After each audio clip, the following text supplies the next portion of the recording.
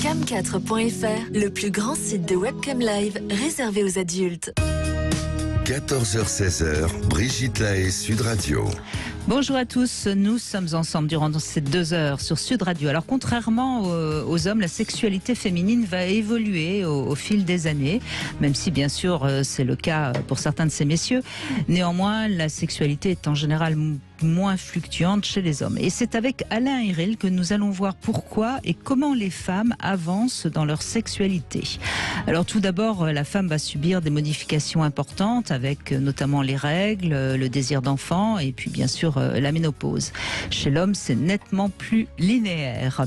À cela s'ajoutent pour moi 2 éléments importants qu'on a peut-être parfois tendance un peu à négliger. D'abord, il y a la relation mère-fille qui est beaucoup plus compliquée parce que pour une fille, s'éloigner de l'image de sa mère, c'est pas très simple puisqu'elles sont du même sexe, tandis que le garçon va forcément à un moment donné être obligé de s'identifier à un homme et donc s'éloigner de sa mère. Ensuite, de nombreuses jeunes filles ne sont pas bien dans leur corps et on sait à quel point la sexualité, ça passe quand même et toujours par le corps. Ainsi, l'apogée de la sexualité féminine, elle ne se fait pas vraiment avant 35, 40 ans même parfois, et puis ensuite très vite elle peut se détériorer à l'approche de la ménopause, ce qui fait qu'il n'y a pas quand même tellement d'années. Alors j'en conviens, c'est quand même un constat négatif, mais heureusement il y a de nombreuses exceptions et surtout de nombreuses solutions, et c'est ce que nous propose Alain Héril qui est avec nous jusqu'à 16h, et je vous invite à nous rejoindre pour nous parler de votre sexualité justement, quel que soit votre âge. Et pour ça vous nous appelez au 0826 300 300. Bonjour Alain Héril. Bonjour Brigitte.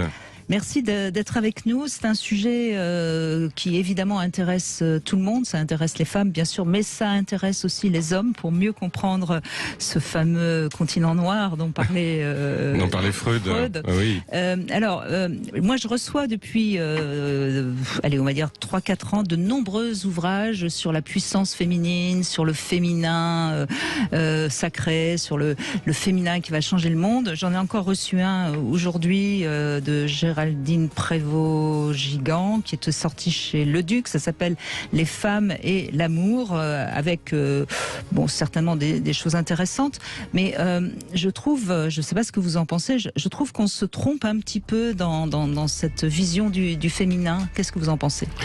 C'est-à-dire que mettre le féminin et la sexualité féminine du côté de la puissance, pourquoi pas. Moi, ce que ça interroge chez moi, c'est est-ce qu'il n'y a pas sous prétexte de libérer la puissance féminine, quelque chose où finalement on met du masculin dans le féminin. C'est-à-dire que mettre la femme à l'endroit de la puissance et à l'endroit d'une évolution sexuelle qui se fait parfois un petit peu en force, c'est souvent, me semble-t-il, dénier au féminin les attributs fondamentaux du féminin. Et donc c'est presque masculiniser les femmes que de leur mettre du côté de la puissance, avec finalement beaucoup d'injonctions, beaucoup d'obligations. Quand on réussit ce qui est écrit dans ces livres-là, tant mieux, on est dans la conquête, on est une souveraine, voilà. Mais quand on réussit pas, on redescend encore plus bas que là où on était. Donc il me semble que c'est intéressant, mais je ne sais pas si c'est vraiment là que se situe l'espace de libération de la sexualité féminine. Je suis évidemment tout à fait d'accord avec vous, Alain Héril. J'ai toujours pensé que on va aider les femmes à comprendre que c'est en s'ouvrant et en étant réceptive et non pas passive. C'est peut-être là où il y a eu une erreur. Exactement. Qu'on va pouvoir les libérer sexuellement, mais pas en faisant croire qu'elles sont plus puissantes. Mais bien sûr qu'il y a la puissance de la réceptivité. On acquiert, si je puis dire, votre puissance. Et d'ailleurs, on est capable de l'acquérir ou de l'inhiber complètement, votre puissance. Donc, oui, tout à fait. Et puis je pense moi je me méfie beaucoup des injonctions et des il faut que, si on fait ça, ça va marcher et tout ça. Et je pense que pour les hommes comme pour les femmes, c'est important de trouver individuellement, singulièrement, chacune son propre chemin, sa propre puissance, son propre pouvoir, et non pas correspondre à des dictats qui viennent trop de l'extérieur. Parce que sinon, on va remplacer une forme un peu dictatoriale, pour parler rapidement, par une autre. Et donc les injonctions n'ont jamais aidé ni les hommes ni les femmes à avoir une sexualité joyeuse. Alors revenons un peu à ce que je disais sur la difficulté pour les femmes justement d'être à l'aise dans leur sexualité et dans leur corps. Est-ce que vous êtes d'accord avec ce que j'ai dit ou pas? Oui, oui, tout à fait. Et puis il y a quelque chose que vous soulignez et qui est une évidence absolue, mais qu'il est important de rappeler à chaque fois, c'est qu'il y a du corps dans la sexualité, il y a de la sexualité dans le corps. Parce que on peut avoir tendance à trop intellectualiser sa sexualité, à trop la penser et à pas tellement la vivre. Et je pense que revenir au corps, c'est revenir aux émotions, revenir aux sensations, à la sensorialité, et c'est revenir aussi à l'individualité, parce que chacun et chacune, nous avons des corps singuliers, et que nos corps racontent nos histoires, racontent ce que nous sommes, et que c'est par ces biais-là, et par le biais du corps, qu'on va pouvoir aller vers une sexualité qui nous grandit, qui nous fasse du bien et qui soit la nôtre et non pas celle qu'on nous raconte que nous devrions avoir. Alors donc forcément un des premiers obstacles pour beaucoup de femmes, c'est d'abord les douleurs, règles, etc. On va pas c'est pas le propos de cette émission aujourd'hui. Et puis il y a aussi le dernier chiffre qu'on m'a donné, c'était 56% des femmes qui n'aiment pas leur corps, qui ne sont pas bien dans leur corps. C'est énorme.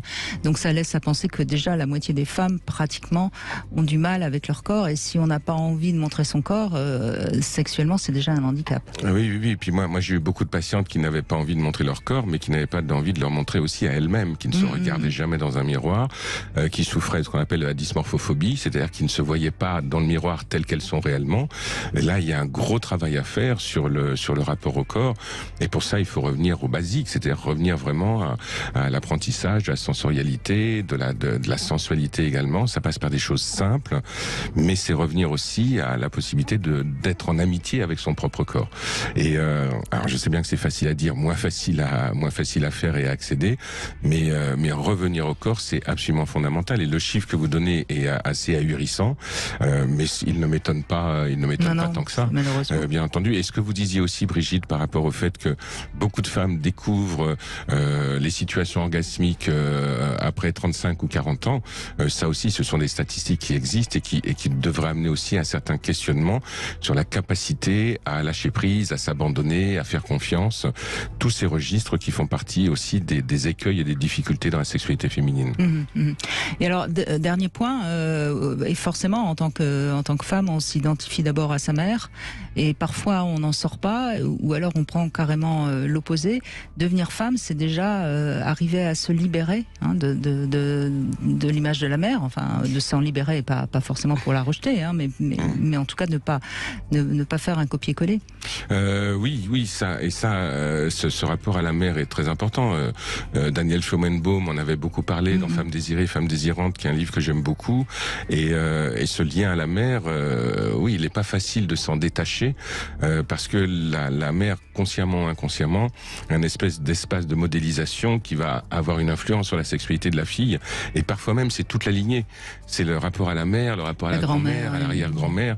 Donc parfois, il y a des femmes qui portent une espèce de fatalisme dans la lignée par rapport à leur sexualité, dont il est nécessaire de se débarrasser, déjà de le comprendre, et ça met quand même un petit peu de temps, quoi. Donc je dirais presque que dans la sexualité féminine, chez beaucoup de femmes, quand elles ont une relation sexuelle, il y a la mère qui est au pied du lit en train de regarder, quoi, et en train de dire c'est bien, c'est pas bien, comme ça, non, pas comme ça. C'est donc symboliquement, voilà, c'est comment aider les femmes à donner un coup de pied symbolique au fantôme de leur mère au pied de leur lit. Bah c'est Freud qui disait qu'il faut tuer ses parents au sens symbolique, évidemment. Et ça veut bien dire ce que ça veut dire. Et puis, voilà, on va essayer de voir. Vous avez écrit un très joli livre sur les femmes, et vous dites dans ce livre, si je m'en souviens bien, puisque je l'ai lu, que c'est autour de 35-40 ans que la femme s'épanouit sexuellement. Évidemment, ce sont des généralités. Il y a des femmes qui, heureusement, découvrent la sexualité bien plus tôt. Mais généralement, quand on se libère et qu'on est bien sexuellement, en revanche, la ménopause passe assez bien. Je crois que ça, c'est quand même la bonne nouvelle qu'on peut donner déjà à celles qui nous écoutent. Oui, tout à fait. Et puis je pense que la nouvelle qu'on peut donner, c'est que la ménopause n'est pas la fin de la sexualité. Ben non. La ménopause est une traversée. Et moi, j'ai eu des patientes aussi qui découvraient leur sexualité et qui avaient même leurs premiers orgasmes après la ménopause. Donc c'est un passage qui peut être difficile pour certaines femmes. On n'est pas obligé à la ménopause d'avoir toute la liste des effets secondaires. Mais c'est un moment de la vie d'une femme et c'est un moment de la vie du corps féminin, voilà, mais qui ne marque pas la fin de la sexualité. Voilà, on va être très positif, même si vous appelez et que ça va pas bien pour vous, parce qu'il y a des solutions évidemment. Dans un instant, c'est Cécile qui sera avec nous. 14h-16h, Brigitte Lahaie, Sud Radio. Alain Héril est avec nous, sexothérapeute, et on évoque aujourd'hui donc la sexualité féminine. Bonjour Cécile. Bonjour Brigitte, bonjour Alain. Bonjour. Je vous remercie pour ce début-là, tout ce que vous avez dit par rapport aux dictats, par rapport aux injonctions. Ça m'a énormément parlé et conforté. Tant voilà. Mieux. Merci. Voilà. Alors moi, je viens vous apporter mon témoignage par rapport à oui, mon évolution, mon parcours, ma relation avec ma sexualité. Oui. Du coup, la thématique m'a interpellée dans le sens d'évolution, et je me suis posé une question que je m'étais jamais posée. Je me suis dit est-ce que c'est une évolution en fait? Est-ce qu'on est bien est-ce que je suis bien dans cette idée, cette notion d'apprentissage, oui. Vous approchez de la cinquantaine, hein, Cécile, c'est oui, bien ça. Voilà, c'est ça. J'ai 50 ans l'année prochaine. Et c'est vrai que la femme vit différentes périodes qui sont bien moins linéaires, pour pas dire qu'elles sont pas linéaires par rapport à l'homme. Vous l'avez tout à fait bien dit, et que entre l'adolescence qui a été le début de la découverte de mon corps, de la sexualité, du corps de l'autre, et aujourd'hui, il s'est passé plusieurs phases. Qui m'ont permis de mieux me connaître, qui m'ont aussi parfois mise en doute, et qui sont, en ce qui me concerne, toujours reliés par le plaisir. En fait, ça c'est vraiment la recherche principale que j'ai identifiée. Et ça dès le début, quand vous étiez adolescente, c'était votre recherche dès le début. Alors c'est ce que j'allais dire. J'en ai pris conscience vers la trentaine, en fait, après l'arrivée de mes enfants, puisque c'est une période complètement différente dans sa propre sexualité. Vous parliez du corps, et effectivement, déjà on est, mon corps était différent. J'ai pris énormément de poids pour mes grossesses, 3 grossesses, et l'image de moi était abîmée. Voilà, je me suis sentie abîmée. J'étais fière. C'était assez ambivalent en fait, parce que j'étais fière parce que j'avais pu mettre au monde 3 enfants et les porter. Et en même temps, je me retrouvais plus, je me reconnaissais plus. Donc j'avais moins envie d'être vue et de me voir, effectivement. Excusez-moi, mais est-ce que vous étiez toujours avec le père des enfants ? Oui, je suis restée. On n'est plus ensemble à l'heure actuelle, mais on est restés 10 ans. D'accord. 10 ans ensemble, voilà. Donc même avec lui, vous n'étiez plus à l'aise. Vous étiez moins à l'aise dans votre sexualité et dans votre corps. J'étais moins, j'étais moins à l'aise, et j'étais très centrée sur mes enfants, et j'étais moins dans le désir d'assouvir une pulsion. Et vous étiez moins femme, tout simplement.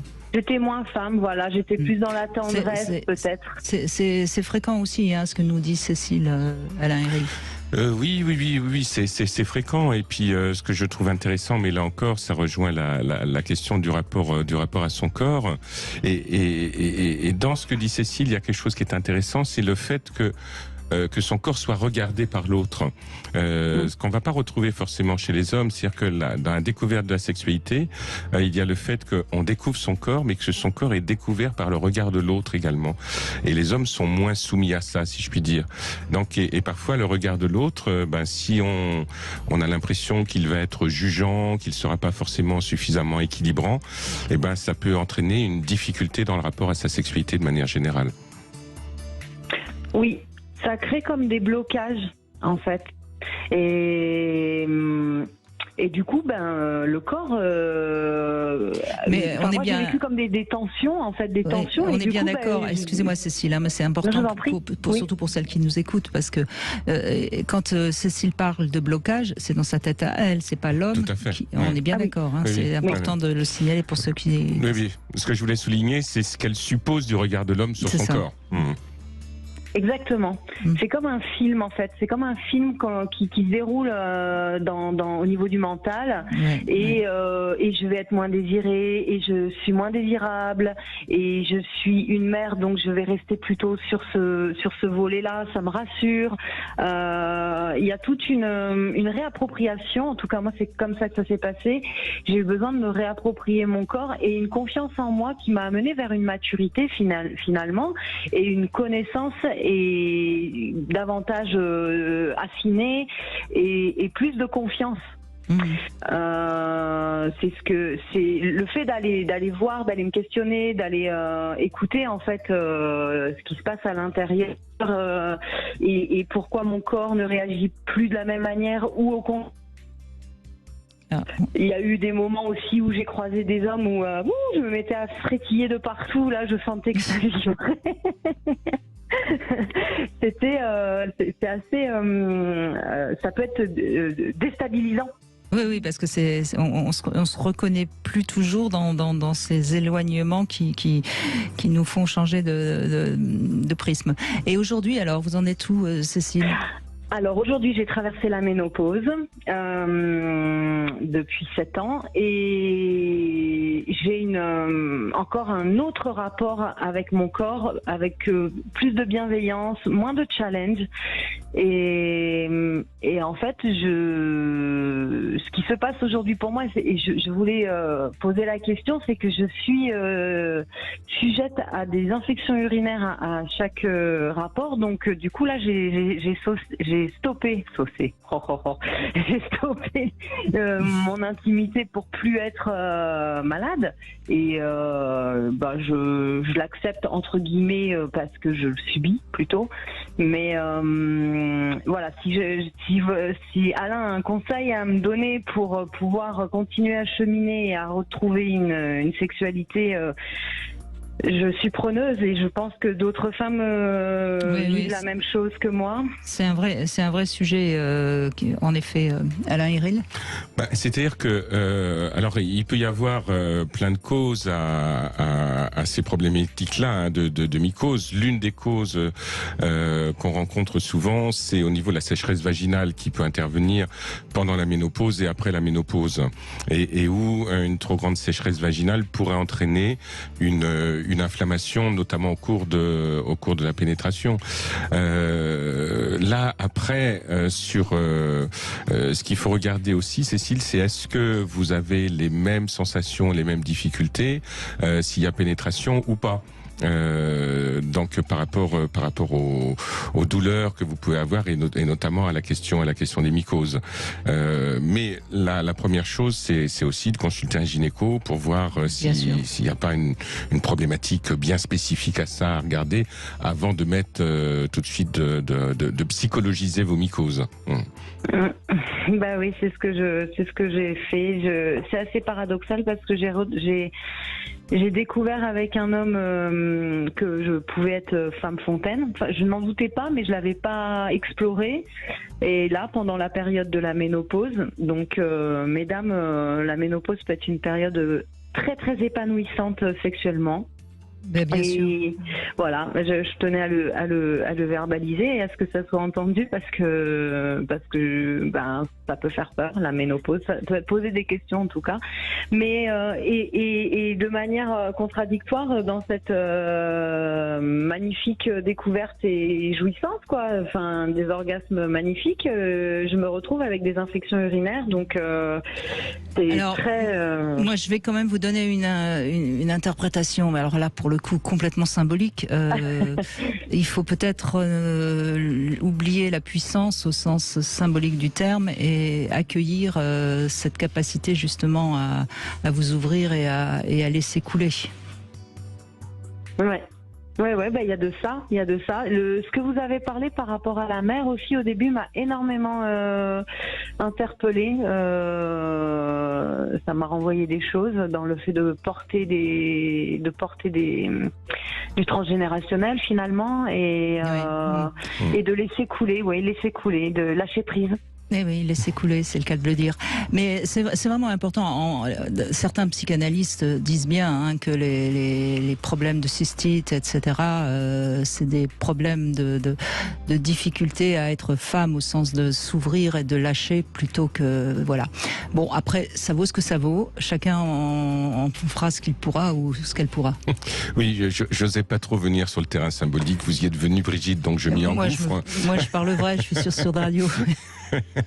mais effectivement, dans une analyse symbolique, on pourrait faire des cystites, d'autant plus que dans ce que vous dites, Cécile, vos cystites interviennent après effectivement une ouverture de votre sexualité, donc il peut y avoir un rapport de cause à effet, mais on pourrait regarder la cystite comme étant un retour de la culpabilité, comme si quelque chose en vous vous mettait coupable d'avoir ressenti autant de plaisir, d'avoir autant jailli, d'avoir été autant source. Et donc, moi, je vous inviterai à faire un petit travail sur cette culpabilité et accepter cette ouverture avec le moins de culpabilité possible. Voilà, comme ça, vous serez vraiment dans la cause entière de votre fonténisation et pas dans une demi-cause. Et voilà, c'est dit. Il n'y a que sur du radio qu'on peut entendre des choses comme ça. Allez, on fait une petite pause. Merci beaucoup, Cécile, en tout cas, d'avoir fait les préliminaires de cette émission. Et on retrouve Julia Palombe. Brigitte Lahaie, Sud Radio, c'est l'instant Sexy News. Eh bien, Alain Héril, nous retrouvons Julia Palombe qui va nous parler des rituels, mais peut-être pas ceux qu'on croit. C'est la tendance de la saison, Brigitte. Nous assistons au grand renversement des codes dans le milieu de la lingerie féminine. J'ai nommé les dessous-dessus. Eh oui, mesdames et messieurs, si vous avez une jeune fille dans la maison ou si simplement vous avez ouvert un œil malicieux en vous promenant dans les rues de votre quartier, vous n'avez pas pu passer à côté de cette mode féminine de chic et de choc, les dessous-dessus. Corset chevauchant une robe, soutien-gorge exhibé sur une tunique en dentelle, harnais fièrement arboré par-dessus la chemise, c'est la tendance du moment. Moi-même, comme vous pouvez le constater, allez donc voir le replay sur YouTube pour découvrir l'émission en vidéo, chers auditeurs. Moi-même, je porte mes dessous. Ou en direct sur YouTube. Ah, c'est en direct ? Ah bah oui. Nous sommes en direct sur YouTube. Allez donc voir la vidéo. Et j'avoue que ce frisson transgressif me rend toute chose. Car irrésistible envie de tout mettre sans dessus-dessous. Est-ce à dire que c'est le monde à l'envers ? Peut-être bien, mais c'est cool, non ? Ah, version street ou glamour. Les femmes bousculent les codes du vestiaire sans rougir. Who ran the world, girls? Libérateur, fantaisiste et créatif, le mouvement du dessous-dessus est pour certaines évidemment une façon d'annoncer la couleur, pour d'autres de provoquer l'attention, de décaler subtilement une situation, peut-être de ritualiser publiquement ce qui était jusqu'ici privé. En 2023, je pose la question, existe-t-il encore des frontières entre ceux qui se cachent et ceux qui se montrent? That is the question. J'ai demandé son avis à Alice Tran, fondatrice de la boutique de lingerie et culture érotique Les Rituels, au 6 rue Houdon à Paris, dans le 18e. Mettre ses dessous est un rituel. Cette lingerie, on peut d'ailleurs la considérer comme un ultime rempart entre soi et le monde extérieur. Un rempart jusqu'ici quasiment invisible. Et aujourd'hui, il semble que c'en soit terminé de cette invisibilité grâce à la tendance émergente ou réémergente du dessous-dessus. Je le constate moi tous les jours dans ma boutique Les Rituels. Certains bodys sont conçus pour être portés en top par exemple lors d'une soirée, ou encore on peut détourner un bustier pour le laisser apparaître soit sous une veste de tailleur ou un blazer, et pourquoi pas simplement laisser dépasser un petit bout de dentelle sur son décolleté avec une chemise ouverte, et on peut y trouver une certaine forme de liberté. Alors où en sommes-nous des rituels dans nos vies, hein? Le rituel est une notion forte à notre humanité, tout simplement. Le rituel permet de se positionner dans l'espace, dans le temps. Érotiquement parlant, il offre un écrin de choix à notre imagination. Le temps d'un rituel, tous les jeux sont possibles, toutes les expériences sont encouragées. Nous sommes libres dans les limites délicieusement imposées par le protocole que nous avons choisi. Excitant, non? Cérémonie réglée ou geste particulier, le rituel érotique définit un ensemble d'actes, de paroles, d'objets codifiés de façon stricte et appropriés à des situations bien spécifiques. Et c'est précisément sur cette spécificité que la mode du dessous-dessus vient agir. La situation se renverse, on ne porte plus ses dessous seulement dans la chambre à coucher, mais dans la rue. Le domaine s'élargit, c'est l'intime qui vient grignoter du terrain sur l'espace public. C'est la définition même de l'intime politique en réalité. La mode. La mode prouve une fois encore qu'elle est avant-gardiste et bien plus spirituelle qu'elle en a l'air, car oui, le rituel est une affaire spirituelle. Et ne me dites pas que vous confondez rituel et routine. Ah non, la routine est ennuyeuse, répétitive. Quand le rituel convoque la célébration, l'exceptionnel, la réalité augmentée, la poésie, la beauté, le fantasme. Si l'habit ne fait pas le moine, la lingerie féminine, elle, fait le rituel. Déshabillez-la, mais pas tout de suite, pas trop vite. Allez, régalez-vous, à la semaine prochaine, chers auditeurs. À mon avis, Julia Palombe, c'est notre semaine dernière, on faisait les rituels avec Thierry Janssen, c'est ce qui vous a inspiré, j'imagine, votre chronique. C'était très intéressant d'ailleurs. C'est vrai que rituel, routine, surtout ne confondons pas.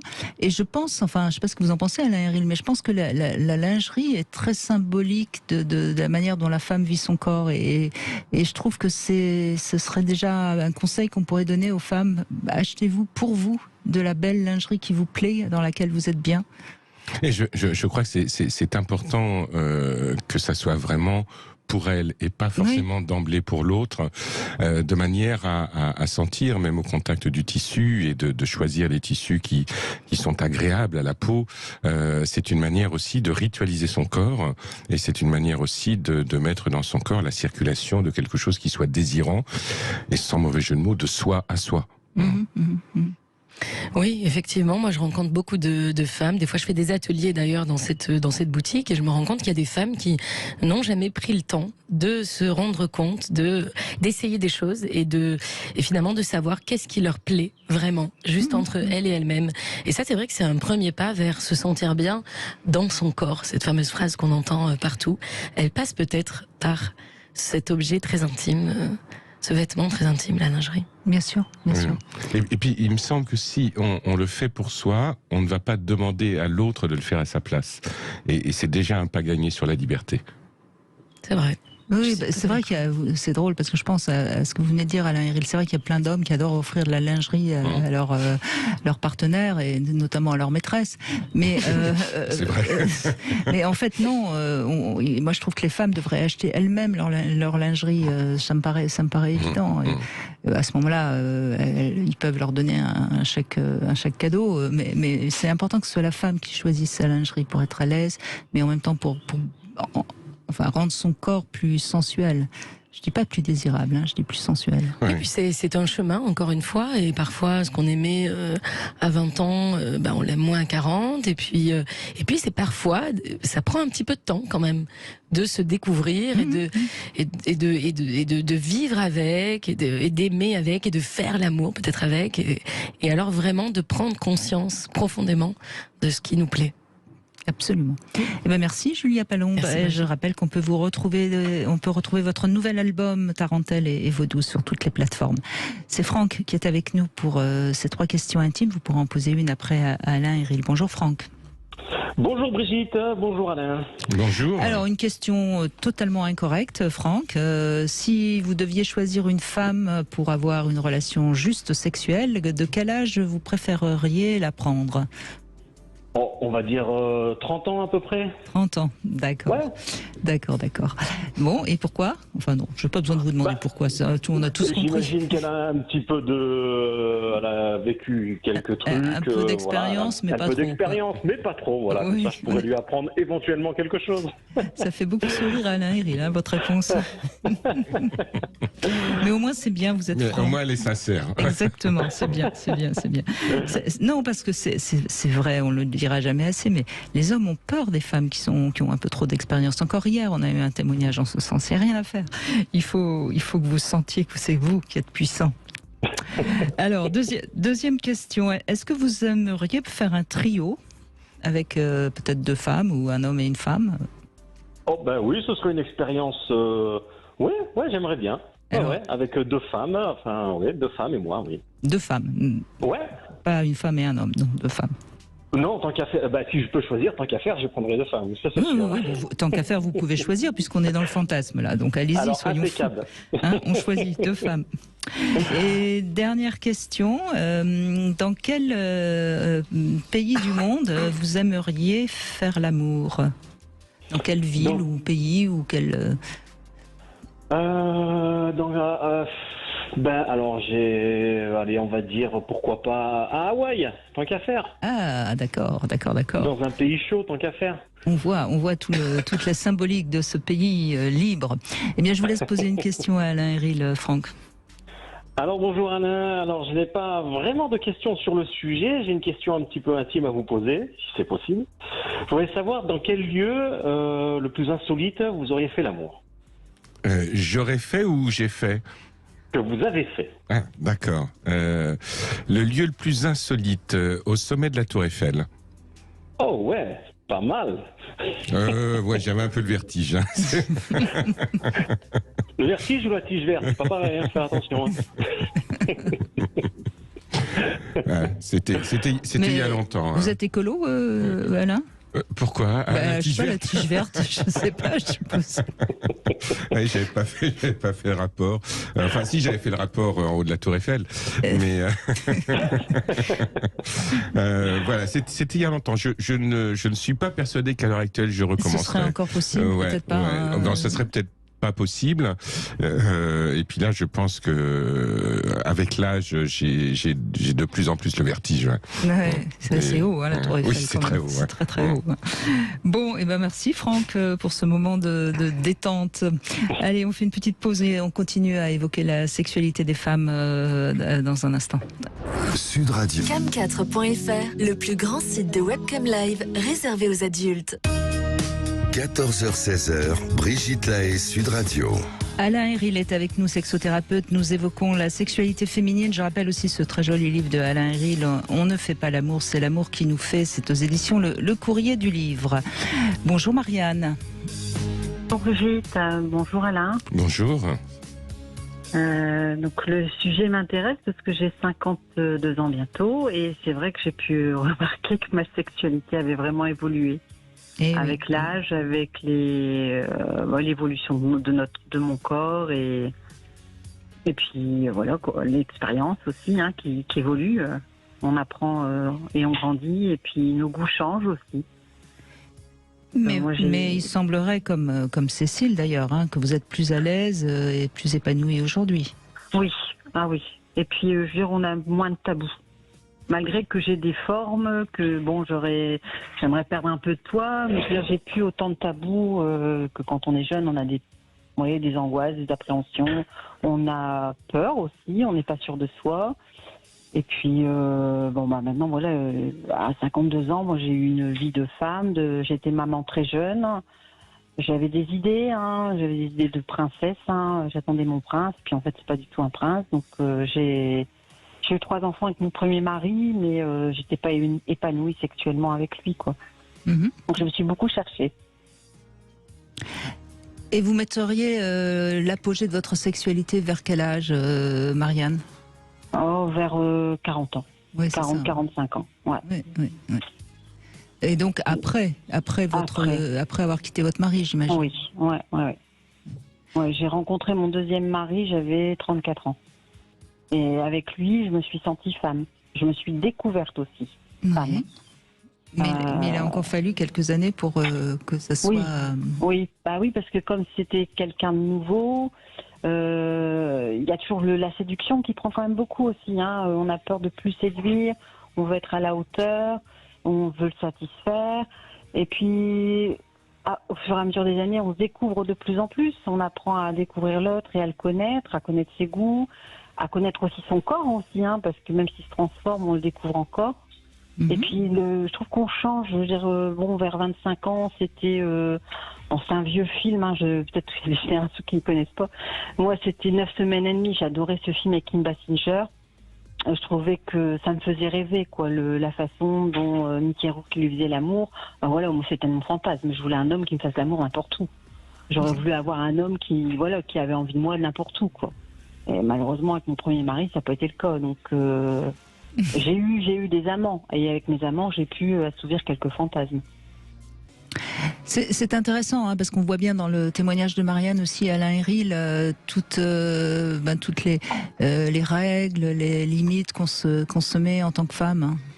Oui. Et puis je trouve ça très significatif dans ce que dit Marianne.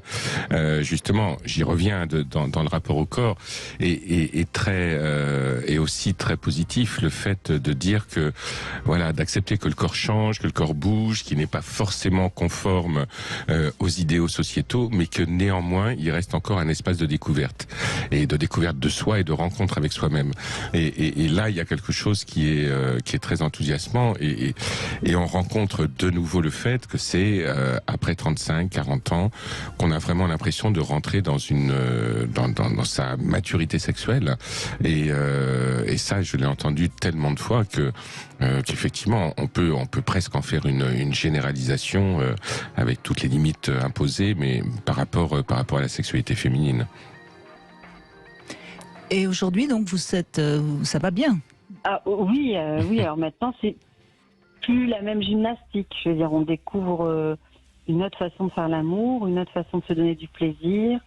Alors, par contre, j'aurais une question, moi, justement. Allez-y. Par rapport à, là, 52 ans, mais pour les femmes un peu plus âgées, on va dire 70 ans. 70, est-ce que vous avez déjà eu des entre guillemets patientes, je n'appellerai pas ça patiente, des femmes qui viennent vous consulter, qui viennent vous poser des questions par rapport à est-ce qu'on a encore une sexualité à 70 ans passés? Voilà, ça c'est ma question.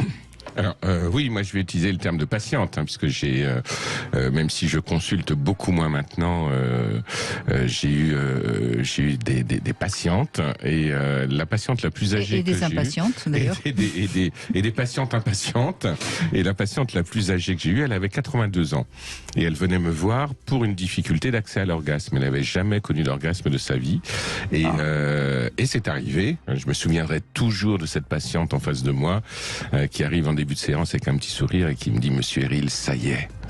Et donc c'était absolument génial. Bon, dans les 5 minutes qui suivent, elle m'a remercié. J'ai dit: écoutez, je n'y suis pour rien, c'est pas moi, c'est vous qui avez tout fait. Mais bon, on peut encore découvrir et ouvrir sa sexualité au-delà de 70 ans. Oui, bien sûr. Après, il y a plein de contingences, le rapport au corps, le rapport à son éducation, le rapport à sa féminité. Il y a beaucoup de choses qui jouent. Mais s'il y a quelque chose qui reste encore potentiellement vivace chez l'être humain, c'est le désir, et le désir sexuel. Et donc 70 ans n'est pas une limite. Il y a pas de limite. Les limites, elles sont que dans notre tête. Hein.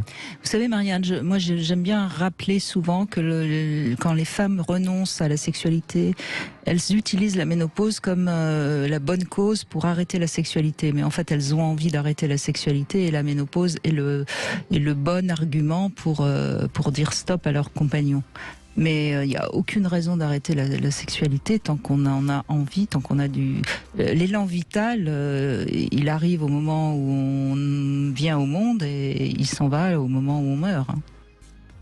Oui, c'est vrai ce que vous dites, Brice, parce que moi je suis ménopausée. C'est vrai que quelquefois on n'a plus une vie sexuelle où on fait l'amour tous les jours avec mon mari. Mais non, bien sûr. Lui aussi vieillit, mais quelquefois je lui dis et puis il me dit mais toi de toute façon je te titille un peu, de toute façon t'as toujours envie.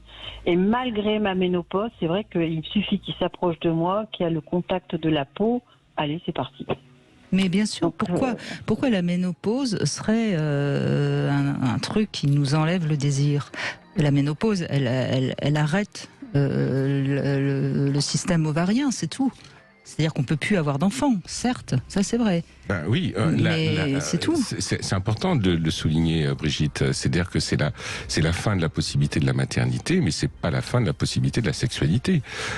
C'est important. Sinon, ça laisse entendre qu'une femme, tant qu'elle est possiblement mère, elle a le droit à une sexualité. Et dès qu'elle a plus la possibilité d'être mère, il n'y a plus de sexualité. C'est essentiellement moraliste. Donc c'est important de rappeler que le désir, il reste là, il reste présent. Même dans des corps pendant la ménopause et après la ménopause aussi, bien entendu. Je crois qu'il faut rappeler aussi que l'hormone qui provoque la pulsion, hein, je parle pas du désir parce que ça pour l'instant on n'a toujours pas trouvé, c'est la testostérone. Et donc la femme, elle a autant de testostérone, voire plus, après la ménopause. Oui, après la ménopause. Donc il n'y a pas de raison, je dirais même au contraire. Si on devait, si on parlait des hormones, normalement après la ménopause, il devrait y avoir un tout petit peu plus de pulsion. Maintenant, on peut pas dire ça non plus, c'est tellement complexe l'histoire des hormones. Et puis je crois que ce qu'il y a juste à faire attention, mais vous visiblement vous continuez à avoir une sexualité, ce qu'il faut faire attention, c'est qu'il faut pas tout d'un coup arrêter sa sexualité pendant 10 ans, parce qu'après c'est très compliqué, parce que comme tout organe, le vagin a besoin d'être entretenu. C'est pour ça que je rappelle que si on se masturbe parce qu'on est seul et qu'on se masturbe, il faut continuer une masturbation avec également des jouets à l'intérieur du vagin. Oui, et puis ne pas oublier aussi que la sexualité, bien souvent, ce que j'entends, c'est que les personnes essayent de savoir s'ils ont une bonne sexualité ou pas par rapport à la quantité, par rapport au nombre de relations qu'ils ont. Je pense qu'arrivé à un certain temps, c'est la qualité qui va primer. Donc peut-être que vous avez moins de relations sexuelles qu'autrefois, mais peut-être plus de relations sexuelles qualitatives que quantitatives. Et ça, c'est quelque chose qui est extrêmement précieux, me semble-t-il. Ouais, avec une plus grande complicité, c'est vrai. Ah oui. Voilà. Il y a plus de complicité, puis... Oui, c'est la complicité. Et on va rigoler, on va... Et certainement plus de ressenti, c'est-à-dire que vous devez être plus dans le ressenti de ce qui se passe que dans le faire. Ouais, avec le temps, oui. Bon, et ben donc ça montre bien que les choses avancent bien. Oui, et que c'est pour ça ma question, je me demandais, est-ce qu'à 70 ans, ce sera toujours pareil? Et vous m'avez rassuré. Pareil, ça je sais pas, mais c'est toujours... Non, mais que c'est toujours possible, que notre envie, que faire l'amour, il n'y a pas d'âge, quoi, il n'y a pas de limite, on peut faire l'amour jusqu'à la fin. Voilà, c'était ça. À mon sens, c'est pas qu'à mon sens, c'est ce que j'ai vu et entendu. Potentiellement, c'est possible. Mais là, vous êtes à 52 ans, c'est ça? Oui. Vous êtes en train de préparer votre sexualité de vos 70 ans.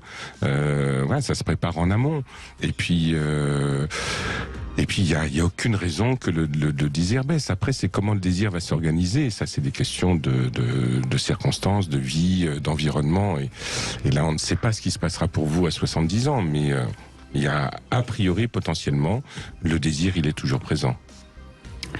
Il faut aussi que monsieur continue à s'entretenir. Eh oui. Parce que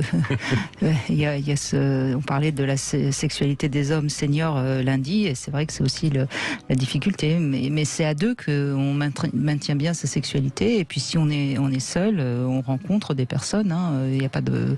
Aujourd'hui, c'est quand même aussi quelque chose qui a changé pour les femmes, c'est que sur les sites de rencontres, quel que soit son âge, on peut rencontrer des partenaires. Après, il faut faire le tri évidemment, mais c'est comme dans la vie.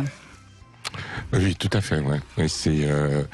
Et tant que ces rencontres sont possibles, ça permet des rencontres avec l'autre, et puis ça permet aussi une meilleure connaissance de soi et de se rencontrer aussi soi-même à travers ça. Donc, tout ça, la sexualité, c'est une aventure qui bouge, qui change avec le temps, mais qui est toujours quelque chose qui nous met dans des vibrations de désir. Eh bien, je crois qu'on vous a rassuré, Marianne. Merci beaucoup, en tout cas, d'avoir témoigné. On continue, bien sûr, après les infos. Vous avez envie de parler de votre sexualité. Vous avez des questions à poser à Alain Héril. Vous pouvez nous appeler au 0826 300 300. Et comme tous les jours, une petite devinette. Quel est le point commun entre l'homme et le lézard? Je vois que vous imaginez bien de quoi ça parle, mais plus précisément, vous pourrez nous le dire après les infos qu'on attend et qui vont être là dans quelques secondes. 14h-16h, Brigitte Lahaie, Sud Radio. La sexualité des femmes, je crois qu'on a eu déjà beaucoup d'explications sur cette évolution au fil des années. Et on va continuer bien sûr dans cette deuxième heure en compagnie de Alain Héril, auteur de nombreux ouvrages sur la sexualité. N'hésitez pas à lire Alain Héril, le dernier, Désirer autrement, voyage au cœur des asexualités. C'est aux éditions Le Duc. C'est un livre intéressant aussi, parce que c'est un courant un petit peu actuel qui à mon avis va pas prendre tant que ça, mais quand même. Oui, moi j'aime bien faire des enquêtes autour des sexualités humaines et ça fait partie d'un axe que j'avais envie d'explorer, où j'ai découvert pas mal de choses sur les personnes qui se disent asexuelles, avec beaucoup de paradoxes, de contradictions, et puis beaucoup de choses qui sont vraiment très très très très intéressantes sur une autre manière de désirer. D'ailleurs, quand on dit asexuel, c'est pas sans amour, Ah oui. C'est juste le sexe qu'on met de côté. Tout à fait. Ce qui est intéressant, évidemment. Donc, ça, c'est à lire éventuellement aux éditions Le Duc. Petite devinette, en quoi l'homme et le lézard peuvent être comparables ? Alors, il me semble que ça doit être quelque chose au niveau de la queue. Évidemment, parce que le lézard, autant que je me souvienne, il peut perdre sa queue et en avoir une autre après. Et l'homme ne peut pas. Est-ce que c'est ça? Alors, en fait, c'est que les deux peuvent perdre leur queue avant la fin de leur vie. Plus exactement. Encore qu'il y en a un qui est capable de la perdre pour garder sa vie, l'autre, malheureusement, il ne sait pas trop pourquoi. Marlène, bonjour. Oui, bonjour Brigitte, bonjour Alain, merci de me recevoir. Merci à vous, merci beaucoup. Alors vous avez à peu près le même âge, vous êtes un peu plus jeune, 47 ans, vous avez eu également des enfants, et vous avez eu en revanche une sexualité assez libérée, je crois, tout de suite. Oui. Oui, j'ai jamais eu de complexe sur mon corps. J'étais plutôt quelqu'un de confiant. Alors pas forcément pour tout, mais en tout cas pour mon corps, oui. J'avais vraiment une bonne confiance, une bonne... à l'aise dans votre corps, dès le départ. Voilà, à l'aise dans mon corps, pas forcément dans la tête. Mais voilà, j'ai pris conscience de mes qualités, de mon corps très rapidement. Donc très vite, vous avez eu une sexualité qui fonctionnait bien, j'imagine. Oui, très vite, sans exagérer, mais entre 17 et 21 ans, ça s'est bien décuplé. Au début, j'ai voulu plutôt le côté rassurant et fixe, et après, je me suis complètement lâchée, faire comme une petite crise d'adolescence après 25 ans, après les essais de couple. Donc ça, c'est intéressant, ce que dit Marlène, parce qu'on voit bien que si le corps est libre, la sexualité va assez vite bien. Oui, tout à fait. Ça, on ne peut que le souligner à chaque fois à quel point le rapport au corps est important. Un rapport libre au corps laisse entendre aussi un rapport heureux à son corps, parce que c'est ce que j'appelle être en amitié avec son corps. Et quand cette amitié-là elle est en place, le corps accompagne la sexualité, ou sa sexualité accompagne effectivement le corps. Ce qui est important, c'est la manière d'écouter son corps et d'entendre ce qu'il a à dire. C'est ça aussi qui est important. Il y a d'avoir un dialogue continuel avec lui, et ça va avoir une incidence sur la sexualité. Je pense que c'est ce qui s'est passé pour Marlène. Tout à fait. Et en fait, moi, j'étais danseuse de base, danseuse classique, donc quand même avec des codes de discipline et tout très, très, très stricts. Du coup, je me laissais pas non plus aller à 100%, mais j'ai appris tout doucement avec le temps et avec l'expérience, le lâcher prise, prise de plaisir, etc. Ça s'est fait progressivement. Alors, je vais vous faire sourire, ou en tout cas faire sourire beaucoup de gens qui nous écoutent. L'autre jour, j'ai un copain qui m'a dit ce qui est génial avec une femme qui a fait de la danse classique, c'est qu'on peut lui faire toutes les positions. Ah oui, bah, c'est vrai que j'ai eu beaucoup de conquêtes grâce à ça. J'avais pas besoin de mettre de photos sur un site de rencontre. Je mettais juste que j'étais danseuse classique et j'avais le choix que je voulais. Hein. Donc ça confirme. D'accord. Oui, ça confirme. Après, il n'y a pas que ça évidemment, hein, parce qu'après il y a le caractère, mais pour un soir, j'avoue, j'ai eu du mal à trouver la bonne personne aussi à cause de ça, à cause de mon métier. Et puis c'est en plus de ça, vous mettez le tutu, c'est... Ouais. Maintenant, le tutu, ça serait plutôt la ceinture de chasteté. Parce qu'en fait, il est fermé. Oui, tout à fait. Mais la robe de cancan, je pense que ça passerait mieux. Ah oui, là, ça c'est... Avec la culotte fendue, je pense que ce serait pas mal. Mais non, en fait, je suis très libre, je parle, je rigole, j'ai toujours été entourée d'hommes. Alors, beaucoup d'hommes homosexuels aussi, hein, donc ils sont très libres aussi. Oui. Ils parlent beaucoup librement, beaucoup plus librement que les machos. Et du coup, j'en ai même, fait peur. J'ai même fait peur à des hommes, en fait. Il y a des hommes où je dis non, là ça va pas du tout, c'est vraiment pas du tout. Parce que trop libre. Voilà, c'est ça. Oui, ouais. Bien sûr. Ouais, c'est ça. Et par la suite, après, je savais gérer qui je voulais pas, et je prenais plutôt des hommes qui étaient un peu coincés que des hommes qui étaient libres. Pourquoi ? Parce que je me suis dit, peut-être qu'il a moins de chances que les autres d'avoir des expériences. Et pour un homme, pour être bon, il faut avoir des expériences. Ah, donc vous avez fait vous avez joué à la bonne Samaritaine. Oui. C'est bien. J'étais un peu pas naïve, mais je sais pas, un peu trop. Je me suis jamais fait avoir, hein, mais. Je sais pas, j'avais envie de faire ça. C'était. En même temps, on peut comprendre, ça c'est aussi agréable d'être initiatrice. Oui, tout à fait. Oui. En fait, oui, je préférais ce jeu-là que le jeu inverse, de tomber sur quelqu'un qui était un peu manipulateur, qui allait peut-être me faire mal, peut-être me séquestrer. Voilà, c'était plus peut-être pour me protéger aussi. Savoir que c'est moi qui l'ai choisi, c'est moi qui étais vers lui. Peut-être plus facile. Oui, c'est ce que j'allais partager avec vous. Effectivement, ce besoin de peut-être de contrôler en étant l'initiatrice et pour vous protéger. Après, ce qui est toujours intéressant, c'est de savoir de quoi on cherche à se protéger.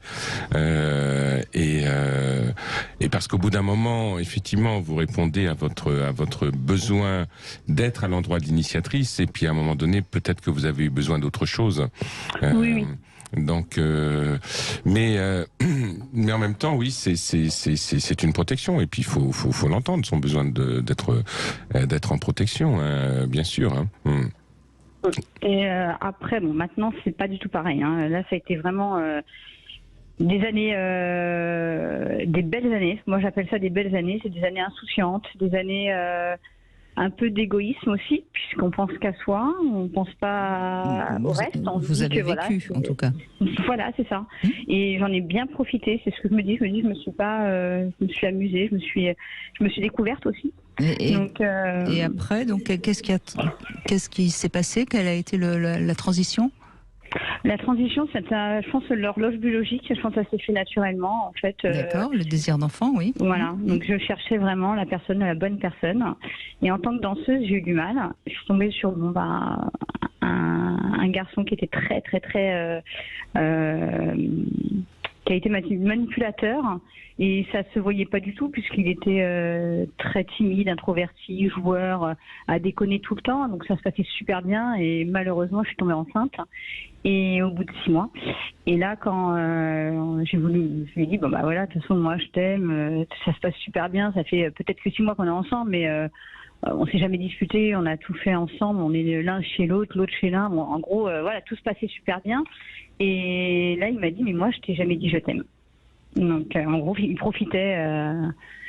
Voilà, il profitait du système dans le sens où voilà, il n'y avait pas de compte à rendre. Et donc, il n'avait pas envie d'avoir un enfant avec vous. Non. Vous l'avez gardé?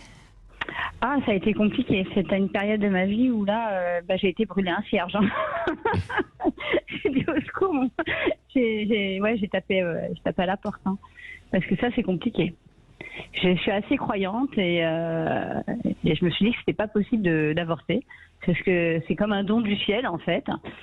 Et en fait, et puis surtout je suis tombée sur une gynéco horrible qui m'a dit on peut pas le perdre, au pire vous l'abandonnez à la naissance. Donc mais ça c'est très dur. Normalement elle a pas le droit de dire ça, hein, mais bon. Mais je la connaissais pas, hein, ni de Ève ni de Adam, j'ai pris la première qui arrivait. Je précise pour celles qui écoutent, elle n'a pas le droit de dire ça, elle doit accueillir votre désir. Mais bon, en même temps vous désiriez un enfant, donc peut-être que c'est mieux de l'avoir gardé pour vous. Gardé Je l'ai pas gardé. Ah bon, pardon. Non, je l'ai pas gardé. Tout faisait que j'allais peut-être le garder, mais en fait, je pense qu'il y avait j'ai laissé la parole à la personne qui m'accompagnait, qui a fait l'enfant avec moi. Et en fait, je me suis dit, moi, j'ai envie de le garder, je t'aime, j'ai envie de me marier avec toi, tout ça. Et je lui ai laissé réfléchir.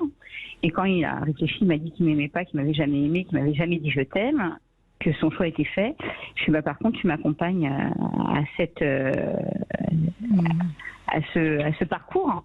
Et du coup, je me suis fait avorter au dernier moment parce que je voulais me dire peut-être qu'avec le métier que je faisais, j'étais encore danseuse, peut-être qu'il allait partir tout seul.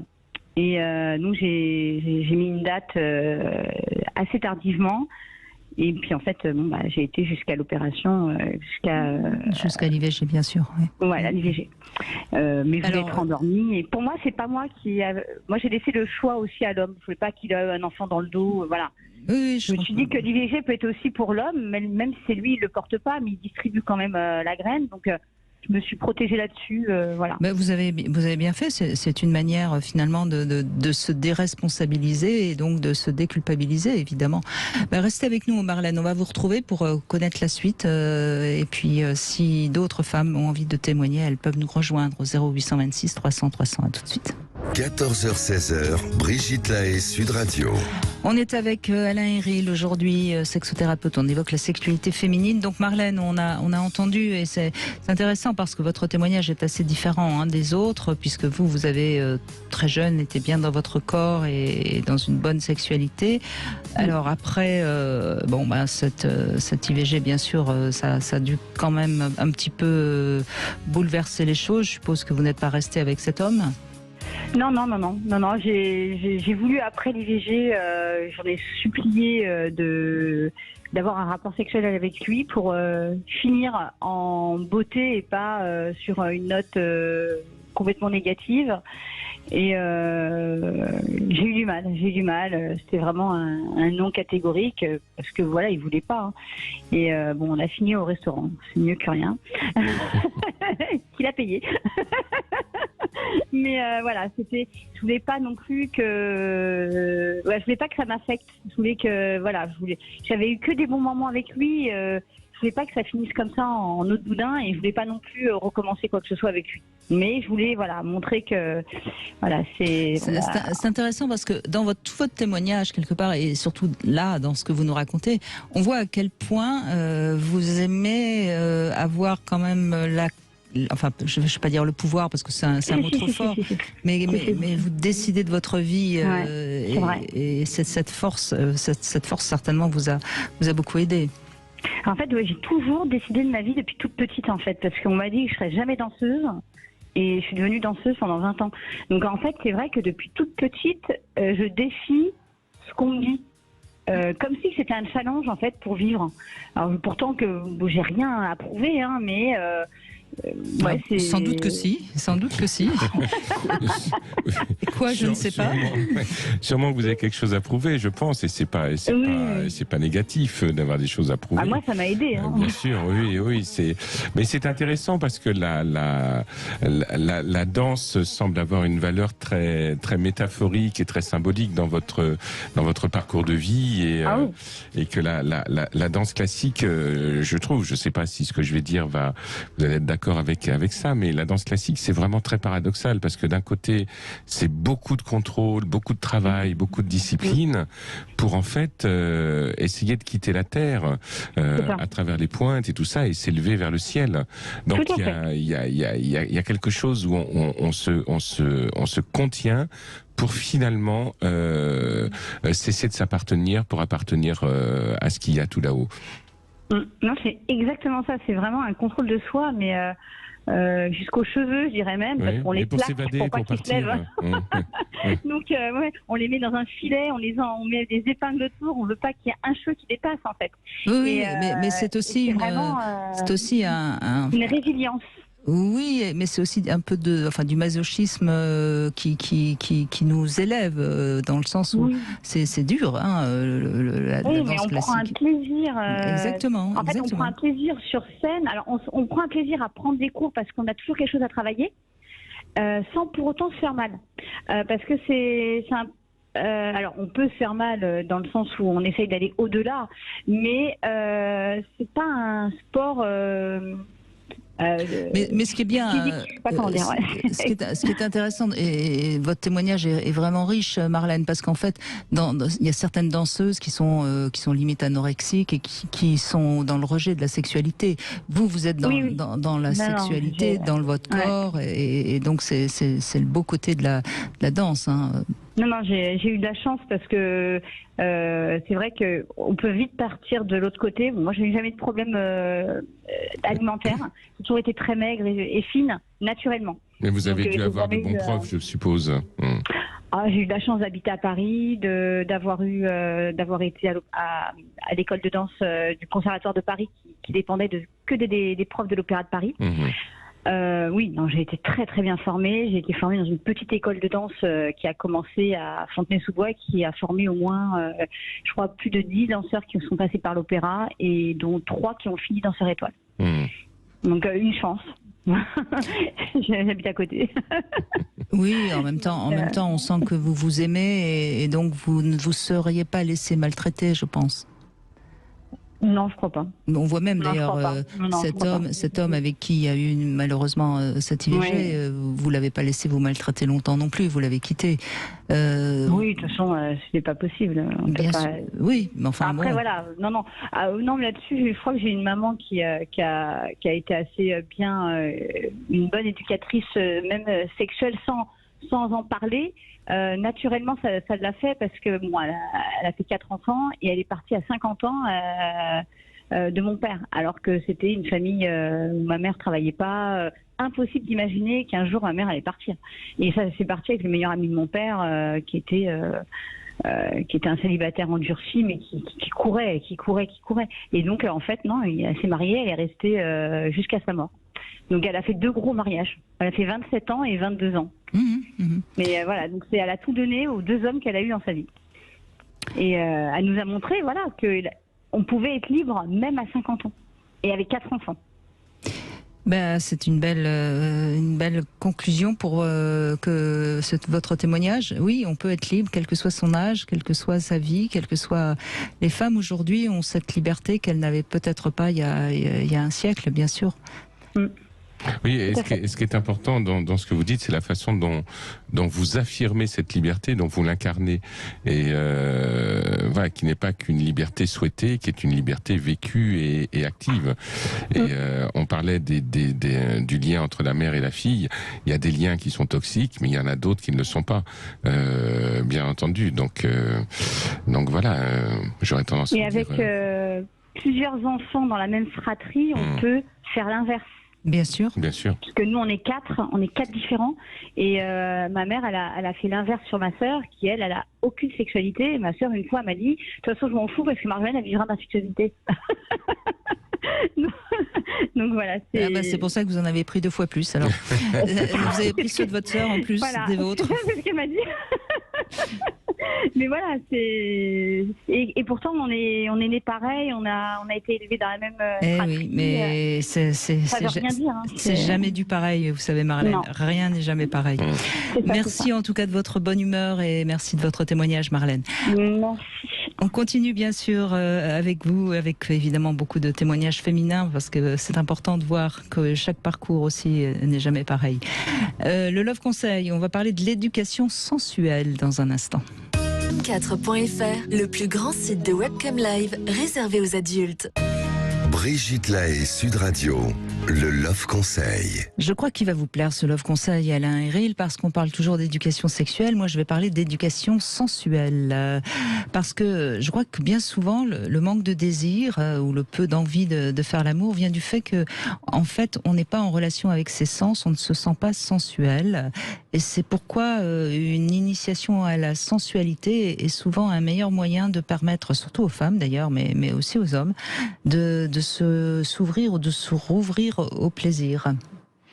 Oui, mais ça, je vous rejoins tout à fait, Brigitte. Hein, c'est-à-dire que j'ai tendance à penser que souvent on ne règle pas une problématique sexuelle par la sexualité directe. Bah non. Et c'est de revenir en amont et la source de la sexualité. Ni par les mots, hein, le langage. Oui, c'est par le corps. Hein, il faut passer par le corps. Et le corps, c'est du sensuel. Voilà. Donc c'est en partant des sens, hein, de nos 5 sens, qu'on va rééduquer ou éduquer la personne. Alors bon. Il y a, bien sûr, c'est vague hein, comme Love Conseil, parce qu'il faudrait 2 heures ou 3 heures pour bien expliquer. Mais déjà, je crois qu'il faut jouer avec la bouche, hein, parce qu'après tout, c'est quand même notre stade oral, c'est notre premier stade hein, qui nous met en relation avec le plaisir. Hein. Il suffit de regarder les enfants, les tout petits, hein, pour voir comment ils mordillent, ils lèchent, ils embrassent, enfin ils essayent de tout mettre à la bouche. Ensuite il y a le toucher, et donc avec vos doigts, essayez de voir comment vous caressez, vous malaxez, vous sculptez. Je veux dire, le jardinier, le peintre, le sculpteur sont des gens qui savent être en relation avec le toucher. Moi je suis toujours étonnée, un homme qui fait pas très bien l'amour, en général il touche pas bien, quoi. Il a des doigts, on se demande même d'ailleurs s'il sait ce que c'est que toucher, quoi. Il a des pinces au lieu de doigts. Enfin, j'essaye de mettre des mots, des images, hein, des mots qui font image à ce que je dis. Vous êtes d'accord avec ça, évidemment? Oui, j'avais l'image du homard qui vient de me traverser la tête. C'est fou.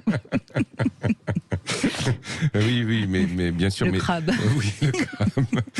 Mais il y a vraiment une éducation au toucher qui est très importante, et importante pour les femmes dans la réceptivité, mais important aussi pour les hommes dans la manière de toucher l'autre. Et vraiment, il y a une grosse éducation à faire à ce niveau-là. Je vous rejoins complètement, Brigitte. Ouais. Donc il faut arrêter de penser, de réfléchir, hein, et essayer de ressentir. Moi, je suis assez pour le bandeau qui permet parfois aux gens d'être un petit peu plus dans leurs sensations. Alors il faut le faire évidemment avec une personne de confiance, mais se bander les yeux, ça peut aider. Parce que là, à ce moment-là, on est notamment pour les hommes qui ont tendance à être très visuels, leur cacher les yeux, ça peut les aider à être un petit peu plus dans le ressenti de leur langue, de leurs doigts. 90% des informations qui arrivent au cerveau passent par le visuel.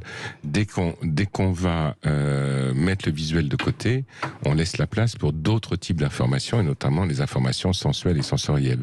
Et donc ce n'est qu'ouvrir encore plus, s'enrichir encore plus, que d'ouvrir ces espaces sensoriels qu'on n'a souvent pas l'habitude, ou qu'on n'a pas été éduqué à mettre en place et à mettre en avant, surtout dans une société où le visuel est vraiment mis au centre du débat, et pas tellement le sensuel et le sensoriel.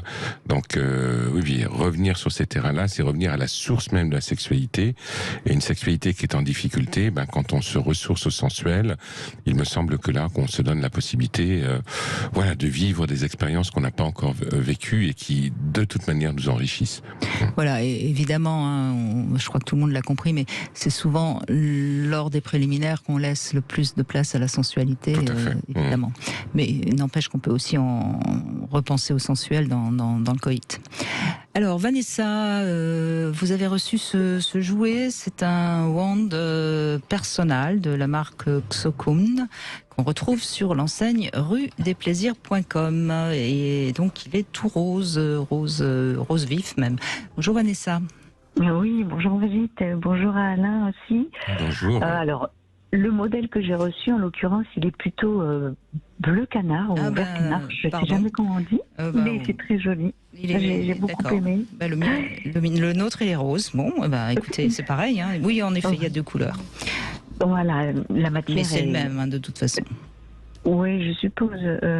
Donc, il est effectivement. Alors, j'ai regardé ce que voulait dire wand personnel. Ce serait une baguette personnelle. Je trouve qu'il ressemble plutôt à un micro qu'à une baguette. Alors, comment dire? Donc, la matière est agréable et douce, un peu velours. Il a un bel anneau à la base, on va dire or rose, donc qui lui donne un petit côté un petit peu clinquant. Et après, il a 3 boutons. Donc, ces boutons sont lumineux la nuit. Donc, ça c'est assez sympa. Ça peut être pratique, oui. Oui, pratique aussi. On a le premier en bas qui permet le bouton on-off, sur lequel je reviendrai un petit peu après. On a le bouton du milieu qui correspond aux 9 modes. 9 modes de vibrations différentes, oui. Voilà. Et puis, ou programme, je ne sais pas comment on peut dire. Et après, le bouton du haut, c'est les modes de vibration. Là, c'est faible, moyen et plus fort. C'est l'intensité des vibrations, oui. Mhm. Voilà, exactement. Et a priori, ça semble assez pratique, assez simple, hein, comme mode d'emploi. Tout à fait. Tout à fait. Pour des premiers jouets, c'est assez simple. Alors, ce qui est pas mal, j'ai trouvé sur ce jouet, c'est que il peut être utilisé sur d'autres parties du corps, c'est-à-dire sur la poitrine, moi je l'ai mis aussi sur la nuque. Et c'est vrai que ou sur le creux des épaules, c'est en même temps sur certains modes de vibration, en tout cas, pas sur tous, ça peut être aussi agréable. Mmh. Ça peut être un objet de massage qui massera le corps, oui. Mmh. Oui, voilà. Ensuite, alors ce que j'ai bien apprécié, c'est alors les modes de vibration, c'est soit on va dire courant continu, si on peut dire ça comme ça. Oui, pourquoi pas. Oui, c'est clair au moins. Ou alors, en effet, c'est des vibrations discontinues et ça, en général, c'est assez sympathique. Les femmes aiment bien. Voilà, après c'est saccadé et puis alors moi j'ai des styles un peu marteau-piqueur. Parfois c'est le mélange des deux, donc ça peut surprendre aussi parce que surtout quand on découvre le jouet, on part sur quelque chose qui est plutôt doux et puis sur le continu et d'un coup ça se met à saccader. Ou alors parfois c'est le mode, ça ne fait que par coup. Par saccade et voilà, effectivement ça surprend un peu. Non, il est quand même agréable et il y a bien sûr pour moi deux défauts principaux. Je serais les seuls. Le bouton on/off, je sais pas pourquoi, il faut vraiment l'appuyer, le tenir maintenu quelques secondes avant qu'il s'allume ou qu'il s'éteigne. Du coup, si on va dire dans l'excitation, on a envie de prendre le jouet, c'est pas très long, c'est pas le temps de mettre mais quand on est très excité, c'est long quand même. Oui. D'accord, ok. Oui. Et pour l'éteindre, pareil. Donc si vous l'éteignez pas, vous patientez pas pour l'éteindre, il va continuer à vibrer dans le lit. Donc voilà, je sais pas pourquoi ils ont fait ce bouton qui est aussi long à fractionner. Et puis alors le deuxième, c'était quoi? Oui, alors le deuxième, c'est qu'il a 9 modes différents, 9 programmes. Et en fait, s'il y en a un que vous aimez bien, mais que vous avez envie de passer à l'autre, il faut passer à tous les autres, il faut refaire tout le tour. Oui. Ça, c'est vrai que c'est jusqu'à nouvel ordre, c'est un peu toujours comme ça, et c'est vrai que ça peut être un petit peu pénible. Oui. Ouais. C'est vrai. Pour l'instant, je crois qu'ils n'ont pas encore trouvé beaucoup de moyens différents, mais c'est vrai que c'est une critique qu'on peut faire à beaucoup de jouets.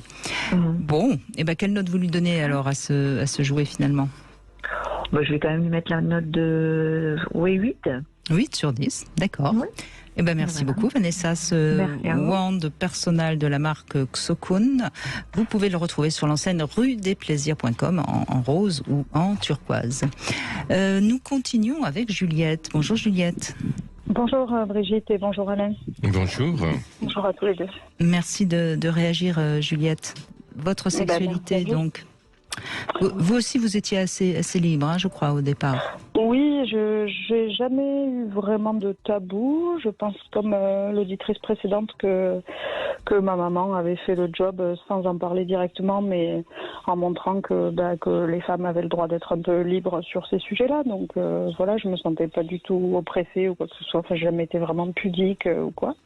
Vous avez 40 ans, hein, donc vous aviez 20 ans au début des années 2000, ce qui est quand même un cap, hein, Alain Héril, je crois. Hein. On a quand même plus de liberté sexuelle pour les femmes à la fin des années 90 que les années précédentes. Oui, oui, parce que je crois que c'est important quand on remet en place les choses dans l'histoire. Beaucoup de choses ont été gagnées dans les années 60-70. On pourrait se dire que oui, c'était bien à cette époque-là, mais non, il y avait un combat à cette époque-là.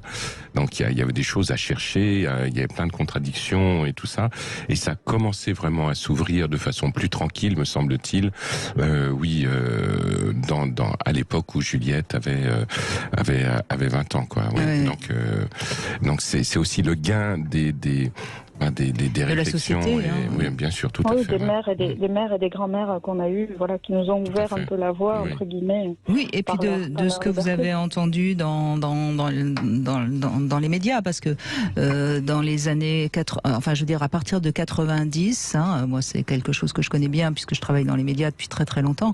À partir des années 90, il y avait des émissions qui parlaient de libertinage, il y avait des émissions qui parlaient de sexualité.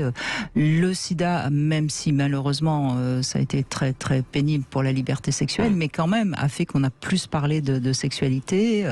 Bien sûr. Il y a eu tout ce courant-là qui démarre à partir des années 90.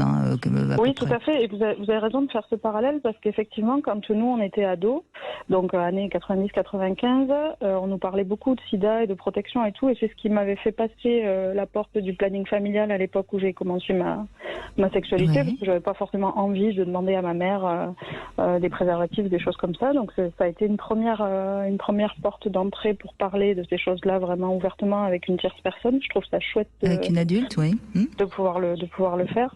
Et c'est vrai qu'à partir de là, quand on sait qu'on a des adultes en face qui peuvent nous répondre en termes de contraception, de protection, etc., si on n'est déjà pas trop pudique avec son corps, en fait, on s'approprie la chose complètement et on se donne le droit d'explorer et sans culpabilité, quoi.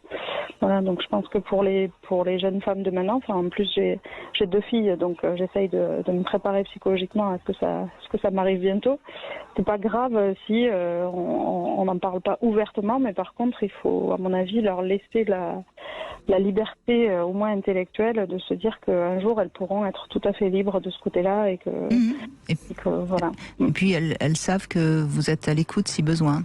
Absolument, ouais. Je tiens pas forcément à étaler sur la table du salon tous les types de préservatifs, les types de pilules, etc. Voilà, je veux juste que ce soit libre en termes de parole si elles ont besoin de moi, ouais. Je dirais ça. Enfin, j'y suis pas encore, mais je pense que c'est à peu près comme ça qu'on va gérer. Oui, mais je crois que ce qui est important pour les adolescents, c'est de savoir que l'espace de parole est possible avec les parents. Après, l'erreur que font beaucoup de parents, c'est de convoquer les ados à un moment donné en disant voilà, il faut qu'on parle de sexualité et tout ça. Oui, c'est aujourd'hui. Bien sûr, c'est aujourd'hui. Ça y est. Le jour est venu, convocation de l'Assemblée générale de discussion de la sexualité. Mais je crois que c'est simplement de dire aux ados voilà, quand tu voudras en parler, ma porte est ouverte, il n'y a pas de souci. Et moi, j'ai accompagné beaucoup d'ados quand j'étais thérapeute, et les ados, ils ont un grand besoin de dialogue avec les parents, un énorme besoin. Et si les parents disent quand tu veux, tu frappes à la porte et la porte sera ouverte. Quand ils frappent à la porte, il faut que la porte soit ouverte. Réellement, il faut tenir cette promesse relationnelle. Mais ils ont un grand besoin de relation. Et voilà. Et si vous êtes dans cet état d'esprit, ça n'en sera que mieux pour vos enfants. Oui, Ça, je j'en pense suis qu'il y a. persuadé. Enfin, moi, comme dit, j'ai souvenir de ma mère qui, sans m'en parler directement, m'avait dit qu'elle avait eu plusieurs chéris au lycée, et que, enfin voilà, que même si ça faisait 40 ans qu'elle était mariée avec mon père, enfin, il y avait eu une vie d'avant, il y avait voilà, et ça, l'air de rien, ça a fait son chemin, je pense, dans ma tête, et je me suis moi-même autorisée à 20 ans à avoir plusieurs chéris et pas tout de suite me dire il faut que je trouve le mari, l'homme de ma vie avec qui je ferai tout le parcours. Enfin voilà, je trouve que ça c'est quand même pas mal pour pouvoir s'ouvrir un peu. Mais disons. elles ont quel âge? Vous avez 2 filles, c'est ça? Oui, oui. Elles ont quel âge actuellement? 10 et 8. Ah oui, ça va arriver bientôt, oui. Oui, voilà. Oui. Merci de me le rappeler. Oui, je vous en prie. Mais je suis passé par contre, par là, j'ai 2 filles aussi. J'avais pas de sœur, donc c'est vrai que j'ai eu seulement des frères, donc pour le coup, ma féminité, entre guillemets, mon seul modèle, c'était ma mère, et voilà, donc comme dit, on l'a jamais abordé directement, mais je pense qu'il y a des moyens de détourner. Et du coup, voilà, moi je me suis jamais, comme dit, sentie trop pudique. Donc après, pour revenir au sujet du jour, la sexualité, la libido, tout au long de la première partie de vie, on va dire ça comme ça. Je trouve que c'est toujours un peu fluctuant, forcément, en fonction des périodes, évidemment, des débuts de relations à des milieux de relations, à des relations bien installées, il se passe des choses très différentes, forcément. C'est entre 20 et 40 ans, qu'est-ce qu'on grandit, qu'est-ce qu'on évolue, oui, je suis complètement d'accord. Oui, forcément... surtout quand il y a des enfants au milieu, enfin voilà, un couple qui dure depuis des années, etc. Et en fait, je crois que j'ai réussi à accepter le fait que cette libido était fluctuante à partir du moment où j'ai constaté que c'était cyclique, en fait, que c'était pas parce que c'était tombé très bas que ça pouvait pas remonter très haut. Et du coup, je crois que ce qu'il faut, c'est s'autoriser à avoir des périodes down, comme disent les jeunes aujourd'hui, tout en se disant que voilà, bon, bien sûr qu'il faut mettre de l'eau à son moulin et pas s'endormir mais il faut surtout pas se laisser aller à la fatalité et dire bon, ça y est, maintenant j'ai mes enfants, je peux me reposer sur mes lauriers et puis j'abandonne l'idée parce que de toute façon j'ai pas envie, c'est pas bien grave, voilà quoi. Mais oui, c'est un joli conseil que vous transmettez, oui.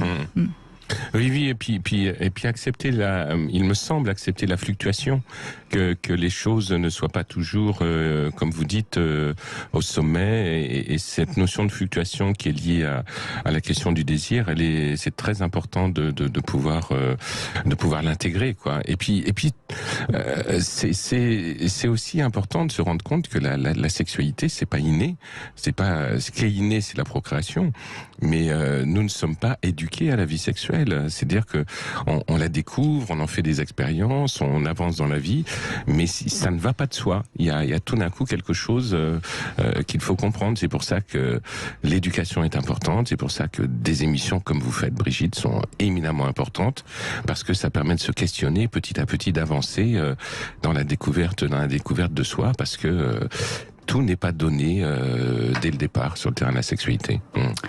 Et oui, c'est des va-et-vient permanents. Exactement. N'est-ce pas, Juliette? Merci en tout cas, Juliette. Merci beaucoup de votre témoignage. Allez, on fait une petite pause et puis il est déjà temps de conclure. Mais je crois qu'on a déjà donné beaucoup d'informations, mais il y en aurait encore tellement à donner. .fr, le plus grand site de webcam live réservé aux adultes. 14h-16h, Brigitte Lahaie, Sud Radio. Alain Héril est avec nous, sexothérapeute, et nous avons évidemment eu des femmes aujourd'hui qui ont témoigné. Je suis sûre que ça aide beaucoup de femmes qui écoutent, qui se sentent moins seules dans leur parcours, dans leur évolution sexuelle. Et on va conclure avec Flora. Bonjour Flora. Bonjour Brigitte, bonjour Alain. Bonjour. Je suis contente de vous avoir en ligne et franchement, Alain, vous avez une voix comme ça à vous écouter, hyper sexy. Voilà, je tenais à vous le dire. Ouais. Oui, vous trouvez aussi Brigitte? Ah oui, bah oui. Je ne sais absolument pas ce qui vous fait dire ça. Alors, je suis contente de conclure, Brigitte, parce qu'effectivement, je vous écoute depuis tout à l'heure et puis, en fait, j'avais des petites astuces pour le désir, comment le garder tout au long de sa vie, parce que moi, j'ai un couple au long cours qui est rempli de haut, de bas, bien sûr, mais effectivement, j'ai toujours su comment garder mon désir. Donc, si ça peut aider quelques femmes... évidemment, oui. Voilà. Alors moi, je m'amuse énormément à érotiser d'érotiser les choses que je vois autour de moi. Voilà, par exemple, j'adore aller courir en forêt et donc je regarde, je vois quelqu'un passer qui promène son chien et j'adore imaginer que sur un sourire, quelque chose, il se passe une espèce d'étincelle ou tout Pas d'un avec coup... son chien quand même, Flora. Non, non. Sûrement pas. Mais voilà, et d'imaginer quelque chose ou qui pourrait être pulsionnel. Alors, comment vous imaginez Alain ? Alain, je triche parce que sa voix m'interpellait. Vous avez et je suis été voir allée à le quoi il chercher ressemble. sur Internet, bien sûr. C'est bien, voilà. au moins vous ne mentez pas. Non. Et du coup, voilà, d'érotiser quelqu'un, on s'imagine que sur de la pulsion, il pourrait nous prendre dans ses bras, vous embrasser avec tendresse et sensualité. Et puis voilà, de garder cette image en tête. Et puis le soir, finalement, quand vous êtes avec votre chéri, rien ne vous empêche de fermer les yeux et puis de se réimaginer cette scène où finalement, après l'épisode de la forêt, vous auriez pu être dans une chambre d'hôtel, etc. Et c'est vrai que moi qui suis en pleine ménopause, j'avoue que ces petits moments comme ça, c'est toujours un petit espèce de feu follet qui reste à l'intérieur de votre ventre et qui permet de passer des moments super à chaque fois. Mais ça fait partie des quelques éléments et quand on a la capacité comme vous à érotiser les choses, évidemment que le désir reste présent. Oui, et puis, moi je trouve ça très très réjouissant de vous entendre, Flora, et de vous entendre dire que vous êtes en ménopause avec autant de joie, autant de gaieté, et je pense que c'est important que ça soit entendu et de sortir enfin de l'idée que la ménopause c'est la tristesse, la dépression et la fin de la sexualité. Tout à fait. Et alors aussi, un truc qui n'a pas été dit trop, je trouve, pendant l'émission, c'est l'importance qu'une femme se caresse. Parce que je trouve que des fois, on donne trop de responsabilités aux hommes sur notre propre plaisir. Et finalement, je trouve que laisser un homme parler avec son corps, c'est aussi lui faire confiance pour se découvrir soi. Mais il ne faut pas oublier que finalement, pour mieux se découvrir soi, c'est déjà de se connaître soi. Et je vois que souvent, moi, je pose des questions aux hommes que je rencontre en demandant si ça les gêne que je me caresse. Ils en sont tellement fiers en disant non, pas du tout. Voilà, parce qu'en final, ça serait laisser sur leurs épaules quelque chose que nous, on ne saurait pas donner. Mais vous avez raison, et ça c'est quand même quelque chose qui bouge, c'est-à-dire que les jeunes femmes sont plus à même d'utiliser par exemple un petit vibro pendant qu'elles font l'amour pour arriver à avoir plus de plaisir.